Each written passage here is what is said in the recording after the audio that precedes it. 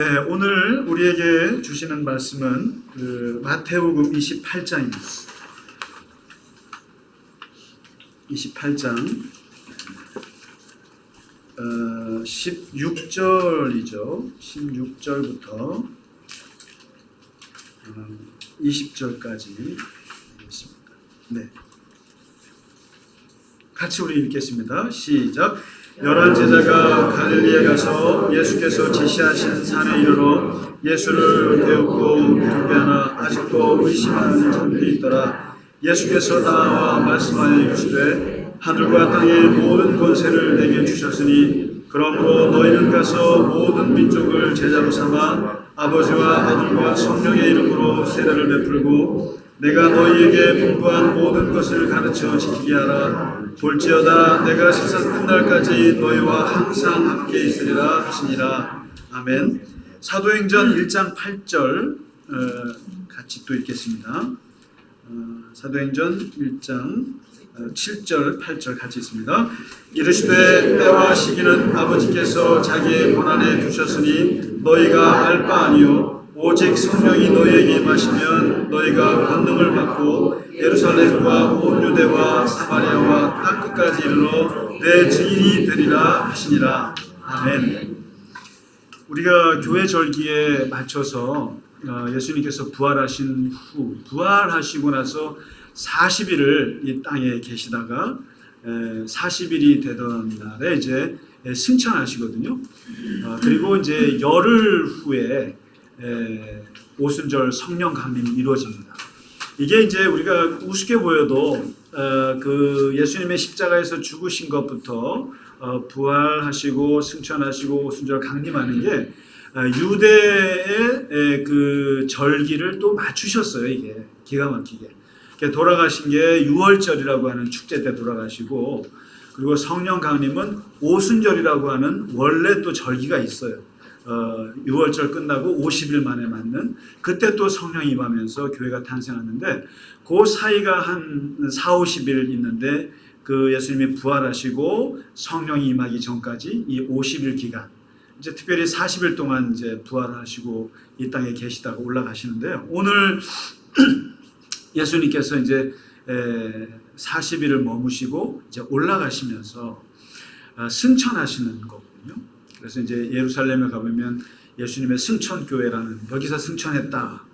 되게 모르죠. 거기서 승천하셨는지 어딘지. 그러나 승천했다라고 하는 이제 승천교회가 있는데, 승천하시면서 그냥 올라가지 않으셨어요. 우리가 보통 사람은 죽을 때 이제 죽기 전에 유언을 남기거나 또 뭐 유서를 쓰거나 이제 그렇게 해서 가는데, 예수님은 십자가에 가시기 전에는 유언하지 않으셨어요. 유언이 없으셨고, 어떻게 보면 승천하시면서 유언을 남기신 거거든요. 마지막 말씀이죠.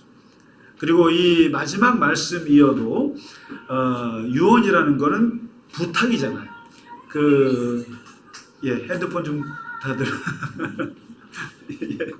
좀 꺼주시면 좀 좋을 것 같아요. 제가 참 말씀을 잘 못 드렸는데, 그게 꺼주시면은 예배 전에 좋을 것 같아요. 아무튼 그런데 이제 예수님이 그 유언이라는 게 이게 그냥 부탁하고, 뭔가 당신이 가장 소중하게 여기는 자기의 가치, 그리고 자기가 가지고 있는 유산, 그리고 자기가 가지고 있는 자식을 향한 어떤 바람이 있을 거 아닙니까? 그것을 한두 마디로 이렇게 부탁하는 것이 유언이에요. 그래서 유언을 평생 자식들한테 이거 해라 저거 해라 잔소리하는 사람은 없어요. 복잡하게 하지 않고 가장 중요한 것만 합니다. 근데 보통들이 이제 내 돈을 누구한테 넘기노라, 이걸 이제 유언이라고 생각하는데, 그건 어떻게 보면 이제 가벼운 거고요. 천박한 걸 수도 있고, 진짜 부모의 마지막 유언은 어떻게 살라라는 거잖아요. 근데 오늘 예수님께서 승천하시면서 제자들에게 남긴 유언은 마태복음과 마가복음과 누가복음에만 기록되어 있습니다. 어떻게 보면 같은 장면을 보고도 이렇게 복음서가 조금 달리 쓰고 있어요. 요한복음에는 승천하시면서 유언하는 게 없어요. 예수님은 갈릴리에서 베드로에게 나를 사랑하느냐 이걸로 이제 끝나죠. 그러니까 유언이라고 보기보다는 요한복음에서 예수님의 마지막 부탁은 나를 사랑하느냐, 사랑하라라고 하는 거죠. 그런데 이제 오늘 우리가 보실 게 마태복음하고 또 마가복음하고 누가복음은 사도행전이랑 묶이죠. 사도행전도 누가가 썼으니까. 근데 이 네 개의 책에서 예수님의 마지막 유언이 나오는데요. 그 유언이 살짝 달라요. 비슷한 것 같아도. 오늘 읽으신 마태복음에서는 예수님께서 하늘과 땅의 권세를 내가 다 갖게 되었는데 너희는 가서 모든 민족을 제자로 삼아서 아버지와 아들과 성령 삼위일체 이름으로 세례를 주고 내가 너에게 가르친 모든 것을 가르쳐서 지키게 하라. 볼지어다 내가 세상 끝날까지 너희와 함께하리라. 이게 마태복음에서 예수님의 유언이에요. 근데 마가복음에서는 뭐라고 유언을 하시냐면은 너희는 온 천하에 다니면서 복음을 전파하라. 마태복음이랑 비슷한 것 같아도 조금 달라요. 복음을 전파하라. 믿고 세례를 받는 사람은 구원을 받고 믿지 않는 사람은 정죄를 받게 될 것인데 믿는 자들에게는 이런 표적이 따를 것이다. 네 가지 표적이다. 귀신을 내어 쫓을 수 있을 것이고 또 새로운 방언을 할 것이고 그리고 뱀을 집어 올리면서 물릴지라도 해를 받지 않을 것이고 그리고 병든 사람에게 손을 얹은 즉 나으리라. 귀신을 축출할 수 있고 새 방언을 받고 그리고 해를 당하지 않고 그리고 치유의 능력이 있으리라. 이렇게 복음을 전하는 자들에게 이게 마가복음에서의 예수님의 유언이에요. 그리고 누가복음의 유언은 또 비슷할 것 같은데 달라요. 여긴 뭐라고 하냐면은 너희는 내가 너한테 약속한 게 있잖아. 내가 약속한 것이 있는데 그 약속한 것이 올 때까지 예루살렘을 떠나지 말고 가만히 기다려. 이게 유언이었어요. 가만히 기다려. 이 약속하신 게 뭐예요? 이게 성령이에요. 성령이 오실 터인데 그래서 이제 사도행전 1장 8절에 보면 또 예수님의 유언이 나와요. 왜냐하면 성령이 오시면 너희는 그 아버지께서 약속하신 것을 기다리라. 그리고 성령이 오시면 성령으로 세례를 받으리라. 그리고 유명한 1장 8절의 오늘 말씀은 뭐예요? 성령을 받으면 너희가 두 가지를 받게 될 것인데 하나가 권능을 받고 하나가 증인이 될 것이다. 순교자가 될 것이다. 그래서 너희가 성령이 오면은 그때 뚜나미스를 받아서 온 예루살렘으로부터 해서 유대와 사마리아와 땅끝까지 이르러 나를 증언하리라. 이렇게 증인. 이게 이제 예수님의 사도행전에서의 유언이에요. 떠나시면서 하신 말씀이에요. 그럼 이제 이 마태복음과 마가복음과 누가 행전의 네 개의 책에서 예수님의 마지막 유언이 나오는데 이것을 한번 잘 생각해 보면 승천하실 때 예수님이 이 세상을 떠나실 때 어떤 모습으로 떠나셨는가? 두 가지 모습으로 떠나셨어요. 하나는 권세자가 되셨어요. 권세자. 옛날에 십자가에 돌아가시기 전에 그 십자가에서 아무것도 하지 못하고 쓸쓸하게 죽어가는 인간, 그 연약한 인간인 예수님이 아니라 하늘과 땅의 모든 권세를 갖게 되신 권세자가 되셨어요. 그래서 이 부활하신 예수님은 하늘의 권세를 가지신 능력의 주로 지금 승천하고 계신 거예요. 예수님의 마지막은 권세자예요. 권능자예요. 그리고 두 번째 모습은 축복자의 모습으로 떠나셨어요. 누가복음에 보시면은 예수님의 마지막까지 제자들에게 했던 게 축복이었어요. 베다니로 나가셔갖고 제자들을 데리고 한 사람 한 사람 블레싱을 하셨다는 거예요. 축복을. 성경에 나와 있는 모든 신앙의 사람들의 마지막은 이 축복자의 모습이에요. 사실은. 죽기 전에 모든 신앙의 선조들의 모습은 축복입니다. 아브라함이 이삭을 축복하고 죽었고 이삭이 야곱에게 축복을 하고 죽었고 야곱이 마지막 죽을 때 다리를 모으고 12아들을 하나씩 축복하면서 죽었고 요셉이 축복하면서 죽었고 모든 하나님을 믿는 사람들은 다 죽을 때 축복하면서 죽습니다. 여러분 저주하시면서 죽지 마세요. 누구를 원망하며 죽지 마시고 축복하면서 떠나시는데 예수님이 마지막에도 제자들에게 축복을 합니다. 블레싱을 합니다. 그래서 예수님의 마지막 모습은 권세자이자 축복자로서 이제 승천을 하시는데 예수님의 이 말씀을 보시면은 먼저 명령을 하세요. 명령을 하시는 것이 있고 그러니까 부탁일 수도 있고 당부일 수도 있고 우리는 이것을 Great Commission이라고 신학적인 용어로 써요. 지상명령이다. 최고의 명령이다. 이게 지키지 않으면 안 되는 거다. 근데 어떤 사람은 부탁이라고도 하고 하지만 이 마지막 누가복음과 마가복음과 마태복음의 마지막에 예수님이 하시면서 하신 말씀은 이 유언은 지켜야만 하는 명령이다. Great Commission이다. 지상명령이다. 이렇게 얘기를 하는데요. 이 명령과 함께 약속을 같이 하세요. 이 두 가지가 같이 있어요. 근데 보면은 마가복음에서는 예수님께서 복음을 전파하라. 복음을 전하라. 복음을 전하라. 그러니까 이 복음을 전한다라는 게 뭐겠어요?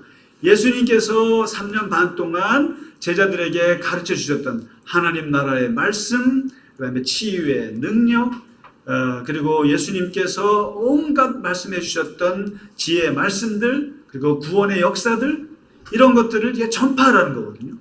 전파하라. 근데 이 전파하라고 하는 말씀 속에는 약속이 있는데 무슨 약속이 있냐면은 이 전파하는 사람들에게는 표적이 나타날 것이다. 표적이 나타나서 아까 말씀하신 대로 귀신을 내어쫓는 표적. 그 다음에 새 방언이 터지는, 새 방언은 뭡니까? 외국어가 터진다는 뜻이에요. 여러분 방언하면은 자꾸만 이상한 은사라고 생각하는데 원래 오순절 성령 강림 때 터졌던 방언은 외국어예요. 그때 수많은 사람들이 이스라엘에 모였을 때 그들에게 터키 말도 하고 그 다음에 저쪽에 뭐 그리스 말도 터지고 그 다음에 로마 라틴어도 터지고 거기에 몰려든 사람들, 그러니까 우리나라에 몰려든 수십만의 수십 개의 나라들 사람들, 그 나라 언어가 터진 거예요. 실제로 외국어가 터진 거예요. 외국어가. 그런 것들이 터질 것이고 그리고 뱀을 집어도 해를 당하지 않고, 그리고 손을 얹으면 낫게 되고, 이 약속을 하신 거예요. 그러니까 이게 복음을 전하는 자들, 전도자들에게 하나님이 주시는 능력이 있어요. 그러면 우리가 이런 것을 누가 받느냐라는 거예요. 누가 받느냐? 그 전도자들이 받는 거예요. 이게 뭐냐면 능력이 있는 사람들이 전도를 하는 게 아니고요. 전도를 하는 사람들이 능력을 받는 거예요. 이거를 잘 하셔야 돼요. 그러니까 전도를 하고 누구에게든지 하나님의 복음을 전하는 자들에게 이 능력이 따라온다는 얘기지, 능력을 받은 사람이 전도하는 게 절대 아니라는 거죠. 그러니까 좀 쉽지 않으세요? 마음이. 전도라는 게 대단한 게 아니잖아요. 복음을 전하는 거죠. 그리고 이 마태복음은 조금 더 달라요. 그러니까 마가복음은 네가 누구에게든지 개인적으로든 또 누구에게든지 복음을 전하다 보면 거기에 필요한 능력들이 따라온다. 그래서 여러분 전도 많이 하시는 분들 간증을 들어보세요. 그럼 거기에 기가 막힌 하나님의 이 약속들이 붙어요. 전도하다가 병이 낫는 사람이 있고, 전도하는데 물질이 없는데 어떻게 하나님께서 그렇게 물질을 채워주시는지 신기한 사람들이 있고, 전도하다가 엄청난 그 치유의 능력들이 나타나요. 필요에 따라서. 선교사님들이요, 아프리카나 오지에 가면 다 능력자들이 되세요. 거기 가서는 다 손에 얹으면 다 병이 나아요. 왜요? 약이 없어서요. 그런데 이 선교사님들이 국내 들어오면은 능력이 없어요. 왜요? 약이 많아서요. 이게 뭐냐면, 다시 말해서 능력이 누구에게 이렇게 머무르는 게 아니에요. 하나님의 필요에 따라서 능력은 왔다 가는 거거든요. 그러니까 선교사님들이 왜 현지에서 능력자가 돼요? 전도를 하다 보니까 거기에 필요한 능력을 덧입혀 주시는 거죠. 그런데 국내에서는 그럴 필요가 없으니까 능력이 안 나타나는 거예요. 그래서 일단은 우리가 주님의 이 복음을 전파하라. 그러면 능력이 따르리라. 이게 마가복음의 이야기. 근데 마태복음은 10년 뒤에 쓴 거잖아요. 조금 달라요. 마태복음은 너는 제자를 삼으라. 모든 민족들, 족속들, 그리고 모든 어떤 단위의 지역이든 간에 그 공동체든 간에 들어가서 제자로 삼아라. 그리고 그 사람들에게 세례를 주라. 아버지와 아들과 성령의 이름으로 세례를 주라. 그리고 내가 너에게 가르쳐 준 것들을, 분부한 것들을 다 가르쳐 주고 지키게 하라. 이게 뭡니까? 제자 훈련, 트레이닝을 하라. 마가복음하고 다른 내용은 뭐냐면은 공동체를 얘기하는 거예요. 마태복음은 복음을 전해라, 노방전도하라 이렇게 말하지 않고 제자를 삼아서 그들을 세례를 주고 그리고 그들에게 가르쳐 지키게 하라. 이게 무슨 말이에요? 이것은 1대1을 얘기하는 게 아니에요. 1대1일 수도 있지만 공동체를 얘기하는 거예요. 그래서 마태복음에서 말하는 예수님의 명령은 교회의 탄생을 생각하고 있는 거예요. 교회라고 하는 공동체의 이제 탄생을 염두에 두시고 그 교회가 어떻게 할 것인가, 어떻게 해야 되느냐. 제자를 삼아서 그들에게 세례를 베풀고 그리고 그들에게 가르쳐 지키게 하고 트레이닝을 시켜라. 훈련을 시켜라. 그래서 여러분, 사실은 기독교는 개인 전도의 종교가 아니라 공동체 전도의 종교예요. 사실. 교회론을 빼고, 교회를 빼고 어떠한 신학도 말할 수 없는 게 교회예요. 기독교예요. 절이나 다른 데는 절을 말하지 않아도 부처님을 말할 수 있어요. 그런데 교회에서는 예수 그리스도의 복음을 교회라고 하는 공동체를 빼고는 말할 수가 없어요. 이 공동체가. 그래서 아마 개인적으로 훌륭하게 복음을 전하는 분들도 있겠죠. 훌륭한 분들이 있죠. 그러나 그 모든 분들이 다 어디에 소속되어 있냐면은 교회라는 공동체에서 소속이 돼서 위대한 일들을 행했어요. 잘 보세요. 사도 바울 위대한 분이죠. 근데 그분이 혼자 하셨어요? 절대 아닙니다. 공동체를 끼고 했다는 걸 잊으면 안 돼요. 베드로 대단한 사도죠. 근데 예루살렘 교회라고 하는 공동체를 끼고 했어요. 그리고 왜 공동체를 하나님께서 주시는가? 혼자 하는 것보다요, 공동체가 하는 게 훨씬 쉽습니다. 그리고 훨씬 능력이 많아요. 공동체가 하는 게요. 여러분, 혼자서 1,000만 원으로 누구를 돕는 것보다 100명이 10만 원씩 걷어서, 100명이 10만 원 걷으면 1,000만 원인가요? 그렇게 해서 하는 게 훨씬 더 강력하고 훨씬 더 복음의 능력이 더 나타나는 거예요. 제가 요즘에 제 모교인 서울신학대학교에 교리가 사중복음 교리예요. 그런데 이 교리를 너무 무시했나 봐요. 그래가지고 최인식 교수님이라고 하는 조직신학 교수님이 계신데 저희 스승이신데 이분이 이 사중복음 연구소를 만드셔가지고 여기에서 이 교리를 쭉 지금 저변하는데 한 10년째 하고 있어요. 그러면서 이제 거기에 제가 이제 연구원으로 같이 해서 매주일마다 책을 읽고 하는데 아주 죽을 것 같아요. 아주.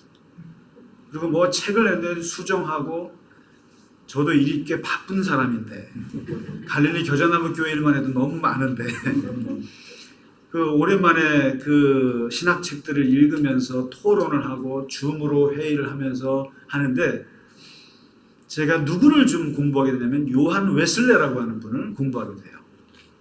요한 웨슬레가 감리교의 창시자죠. 그리고 저는 이제 성결교인데 성결교가 웨슬레의 자식이냐 아니냐 뭐 말이 많아요. 그런데 어쨌든 간에 웨슬레를 이해하지 않고는 또 저희 교단을 이해할 수가 없어요. 그래서 요한 웨슬레를 공부를 하는데 웨슬레라고 하는 분이 대단하신 분이더만. 제가 아주 30년 전에 공부했지만 다시 하는데 이분의 교회를 만드신 걸 보면서 굉장히 이분이 옥스퍼드 대학을 나오신 분이에요. 그리고 영국 성공회의 사제죠. 그리고 이분이 그 성공회를 떠나지 않으면서도 그분이 새로운 교회를 만드셨는데 그 만든 그 안에 뭐가 있냐면은 유명한 속회. 여러분 속회 감리교회에서 오신 분들 아시죠? 속회. 이게 소위 말해서 구역이죠. 그 다음에 밴드, 조, 이게 연령별 모임이죠. 이런 걸 만들어가지고 매 주일마다 10명씩 소그룹으로 모이게 하고 그리고 이것을 철저하게 감독하고 관리하고 그리고 모이면 우리가 지난주에 어떤 죄를 지었는가 우리가 어떤 시험에 들었는가 그리고 우리가 어떻게 거기서부터 구원을 받았는가 그리고 우리가 어떤 생각과 어떠한 말과 어떠한 행동을 해왔는가 이것을 그 모임에서 공동체에서 이야기를 나누고 거기에서 거쳐진 헌금으로 이웃을 돕고 이렇게 하고 이것을 철저하게 관리하고 공동체 훈련을 시키고 이러면서 이 나온 게 감리교라는 거예요. 우리 장로님 잘 아시죠? 감리교가 얼마나 체계적인지 몰라요. 다시 말해서 이 교회로 하여금 서로가 훈련을 하고 그리고 하나님의 말씀을 나누고 그리고 주님께서 가르쳐 주신 것을 서로 지켜가는 이 공동체를 계속 이어갈 때 굳이 나가서 전도하지 않아도 감리교가 엄청나게 컸다라는 거예요. 엄청나게 부흥을 하고 늘어나는 거예요. 오늘 마태복음에서 얘기하고 있는 예수님의 마지막 부탁 중에 하나가 바로 공동체로 하여금 교회로 하여금 교회되게 유지하고 지키게 하라라는 거거든요. 그래서 여러분 어떻게 보면 갈릴리 겨자나무 교회 이 작은 공동체를 하나님께서 주셨고 그리고 이 공동체로 하여금 우리에게 원하시는 것은 이 공동체로 하여금 하나님의 교회 되게 하라는 거예요. 잘 보세요.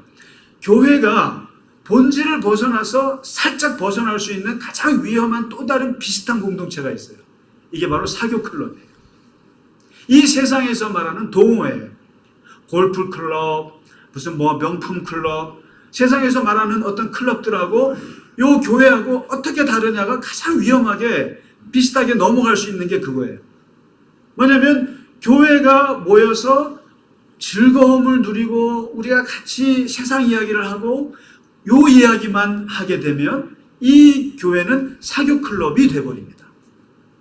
우리가 그런 위험에 많이 노출되어 있는 거 아시죠? 있습니다. 근데 오늘 예수님의 마태복음의 말씀은 너희는 내가 분부한 것을 가르쳐 지키게 하라.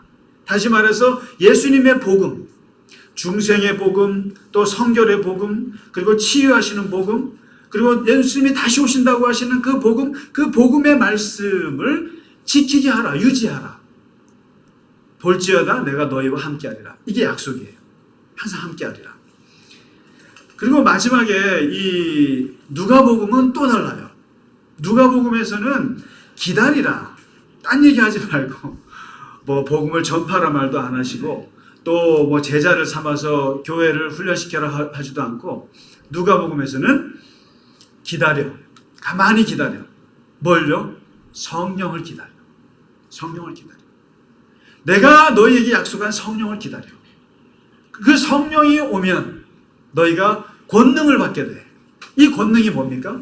마가복음에서 말하는 아까 그 권능이에요. 능력들이. 그리고 너는 끝까지 나의 증인이 돼. 이게 증인이 뭐예요? 순교자예요. 옛날에 마르투스라는 말이 이게 머터이죠. 순교자. 그러니까 순교자가 어디서 왔냐면은 이 증인이라는 마르투스에서 온 거예요. 다시 말해서 증인이라고 하는 것은 자기가 본 걸 얘기해야 되는데 그것은 목숨을 걸어야 되는 뜻이에요. 그래서 순교자라는 뜻은 이 마르투스에서 온 거예요. 그러니까 목숨을 걸고 나의 증인이 될 것이다. 이게 이제 그러니까 성령을 받아야 된다는 거예요. 성령이 너에게 임하시면 권능을 받는 것이다. 이렇게 누가복음에서 얘기하는 거예요. 이렇게. 그래서 예수님의 마지막 그 유언은 뭐냐면은 내가 너희에게 가르쳐 준 것을 지키게 공동체가 됐건 개인이 됐건 하라. 그러면 내가 너희에게 능력이 주어질 것이고 그리고 생각지 않은 그 축복이 있다라는 것을 얘기하시는 거예요. 여러분 잘 보세요. 아까 전도하는 자들에게 능력이 있다고 했잖아요. 표적이 나타난다고 했잖아요. 그리고 교회가 교회 본질을 지켜나가면 그 교회는 망하지가 않아요. 그러니까 우리가 교회가 어떻게 부흥이 되고 교회가 어떻게 성숙하고 성장하고 잘 될까, 그리고 우리 어떻게 하면 잘못하면 우리 교회가 또 망하는 거 아닌가 걱정을 하는데, 중요한 것은 교회의 본질을 지켜나가면 되는 거거든요. 근데 그 교회의 본질 속에 중요한 게 선교예요. 선교성이라는 게 있는 거예요. 말씀을 이렇게 전파하는 게 끊임없이. 그러면 그 교회가 복을 받는다는 거예요. 복을 받고 굉장히 잘 된다는 거예요. 근데 이게 우리 카톡에 권사님들이나 또 장로님들이 이렇게 올리시는 글 중에 아주 번뜩이는 예화들이나 이야기가 있어요. 제가 참 재밌게 보는데, 지난주에 올라온 그 글 중에 100년 전에 영국에서 있었던 다 보셨어요? 안 보세요, 여러분들은? 남의 글들 좀 재미없으세요? 보셨죠? 근데 그게 페브리에라고 하는 동물학 책을 그 목사님 그 교회 도서관에서 읽었다가 그것 때문에 엄청난 유산을 받았다는 얘기잖아요. 누가 올렸는지는 제가 말씀 안 드리겠습니다. 네. 근데 제가 그걸 보고 좀 더 자세히 알아봤어요. 알아봤더니 버전이 두 개가 있어요. 영국 버전이 있고 프랑스 버전이 있어요. 근데 분명히 이거는 같은 내용이에요. 같은 내용인데 버전이 다른데 프랑스 버전이 더 사실에 가까운 것 같아요. 그래서 이제 제가 프랑스, 그게 심지어는 우리나라 TV의 서프라이즈에도 방영이 됐어요. 그리고 이제 조사를 좀 해봤더니 이게 이제 영국 버전은 아마 프랑스 버전을 이렇게 단순화한 것 같아요. 한 것 같은데, 원래 버전을 보니까 장 라고스트라고 하는 프랑스 청년이 있는데, 이 청년이 로마에 있는 한 대학에 유학을 가가지고 공부를 해요. 공부를 하는데 너무 가난해가지고 또 어머니가 아파요. 그래서 고학을 하면서 장학금을 받으면서 또 아르바이트를 해야 되는 거예요. 그런데 이제 학교에서 장학금을 못 받게 되고 또 일자리도 없게 돼가지고 친구랑 일자리를 알아보는데 마침 어디가 나냐면은 로마 바티칸 도서관이라고 아시죠? 바티칸 도서관 하면 이상만 장로님이 거기 한번 가보셨다고 그래서 저도 한번 굉장히 가보고 싶은데, 이 바티칸 도서관이 얼마나 많은 책들이 많겠어요. 그 2000년 동안에 모아놓던 책들이 어마어마할 것 같아요. 가보고 싶은데, 그 바티칸 도서관에서 이제 통역하는 아르바이트가 나온 거예요. 그래가지고 이제 갔네요. 가가지고 이제 그 신부님하고 이렇게 면접을 하다가 기다리는 시간 중에 이제 꽂혀있는 책을 하나 보게 돼요. 그게 뭐냐면 동물학이에요. 동물학이라는 쭈올로지를 보게 되는데 너무 재밌어갖고 자꾸만 보게 된 거예요. 이 청년이. 보다가 이제 면접하는 신부님이 미안하다고 딴 사람을 구했다고, 이미 구했다고. 그래서 이제 거기서도 못하고 이제 나오게 됐는데, 나오면서 제가 이거 읽던 책인데 이거 좀 빌려줄 수 있냐. 그래서 가져가라고. 아무도 안 보는 책이라고. 그래서 이걸 가지고 청년이 끝까지 봐요. 끝까지 보고 맨 마지막 장에 보는데, 이 책을 끝까지 읽은 분에게는 주스티치아 궁전으로 가라. 주스티치아 궁전이라는 게 현재 로마의 법원이 된 옛날의 궁전인데, 그 주스티치아 궁전에 가서 서류를 하나 찾아오라. 서류를. 그래서 가봤어요.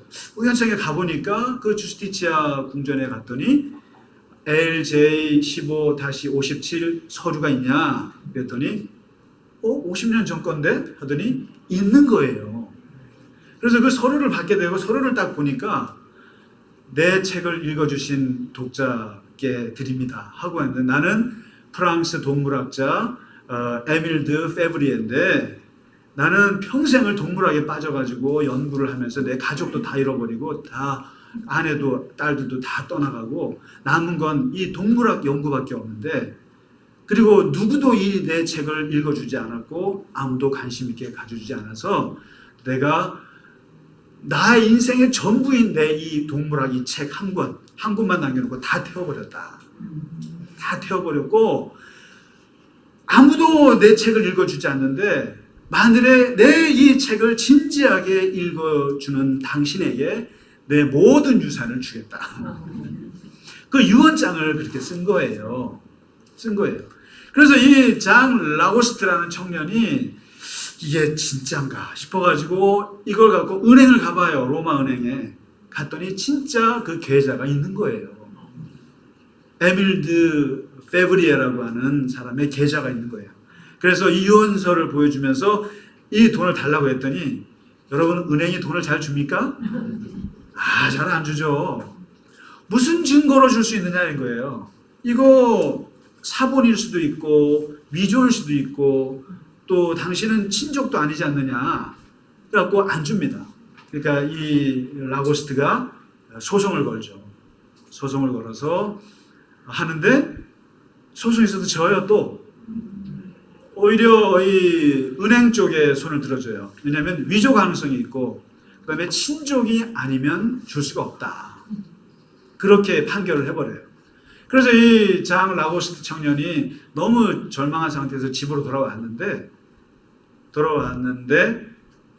한 달 후에 확 바뀌어요. 어떻게 바뀌냐면 아픈 엄마 찾으러 왔는데 엄마한테 이게 다 얘기를 합니다. 그랬더니 친족이 아니면 주지 않는다더라. 그래서 했더니 가만히 어머니가 보더니 그 작가 이름이 뭐라고 그러냐. 에밀드 페브리에. 근데 어머니가 그래요. 내가 결혼하기 전에 이름이 아만다 드 페브리에다. 페브리에 집안이다. 그 사람은 네 외할아버지다. 외할아버지다. 그 쉽게 말하면 영구에 몰두해갖고 내쫓아버린 딸이 그 아들이 로마에서 그걸 찾아낸 거죠. 근데 결국에 다시 재판을 걸어서 거기서 그 돈을 23만 달러를 지금 말하면 한 35억쯤 된답니다. 그 거액을 받게 됐다는 서프라이즈한 그 이야기거든요.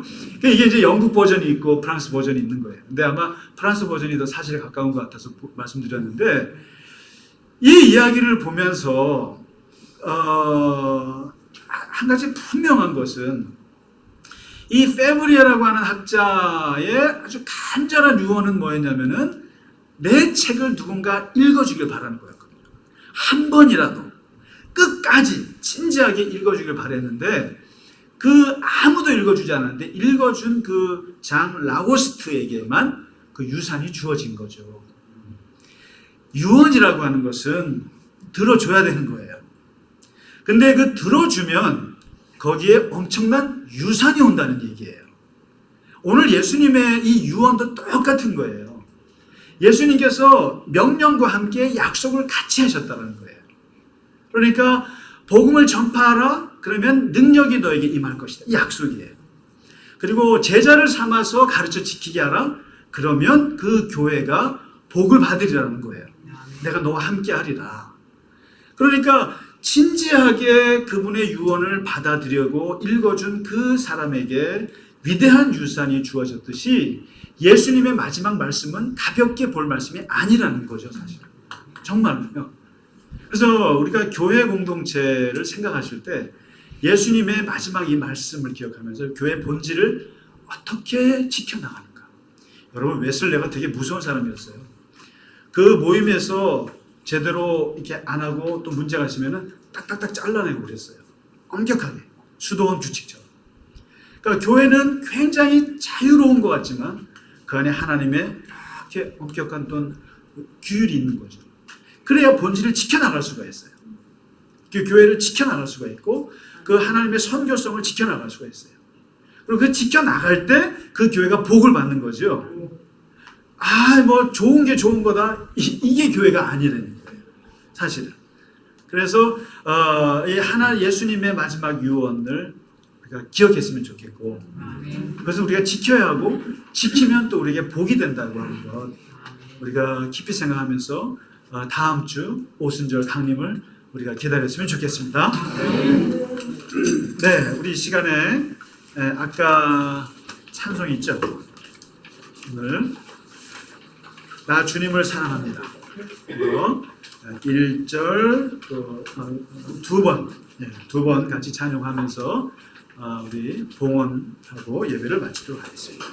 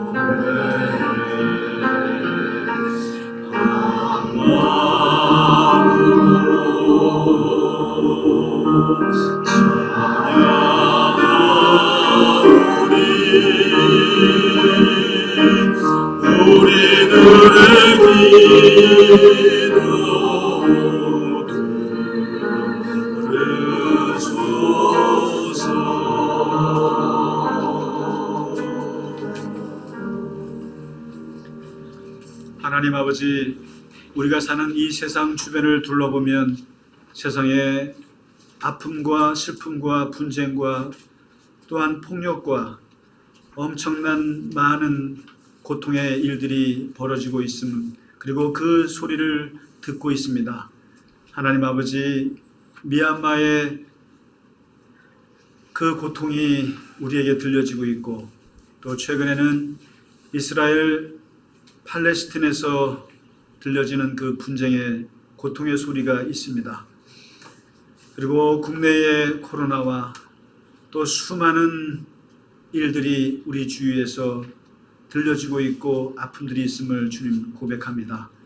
하나님 아버지, 주님께서 마지막 승천하실 때 우리에게 남기신 이 귀한 명령의 말씀, 너희는 세상 끝날까지 복음을 전하고 나의 말씀을 가르쳐 지키게 하라고 하는 이 말씀을 하나님, 이 세상의 분쟁과 아픔의 현장 속에서 우리가 전할 수 있고 나눌 수 있고 또 그들에게 주님의 그 말씀과 은혜를 전파할 수 있도록 하나님 저희와 함께하여 주시옵소서. 우리가 비록 작은 공동체로 하나님 앞에 세움을 입었으나 하나님의 교회로 하여금 교회되게 하시고 하나님의 교회로 온전히 제대로 세워져 나가게 하시고 주님께서 말씀하신 것을 받들어 섬기는 귀한 순종의 공동체가 되게 하심으로 주님께서 우리에게 복을 주시고 주님께서 우리에게 능력을 주시고 주님께서 우리에게 새로운 권능으로 함께하여 주시옵소서. 갈릴리 겨자나무교회가 그러한 교회가 되기를 간절히 원하나이다. 하나님, 우리가 온전히 하나님의 은혜 안에서 서는 교회가 되게 하시고 주님의 사명을 감당하는 귀한 교회가 되게 하여 주시옵소서.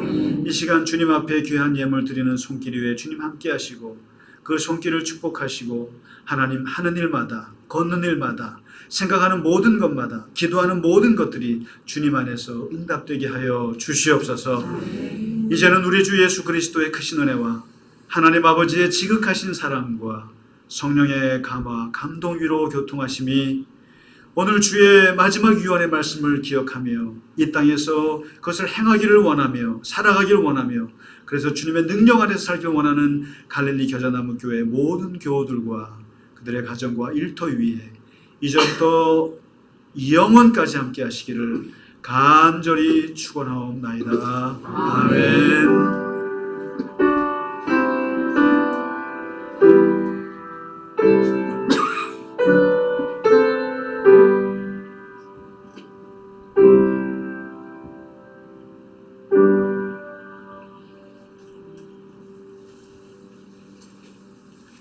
네, 예배를 마치겠습니다. 할렐루야, 감사합니다.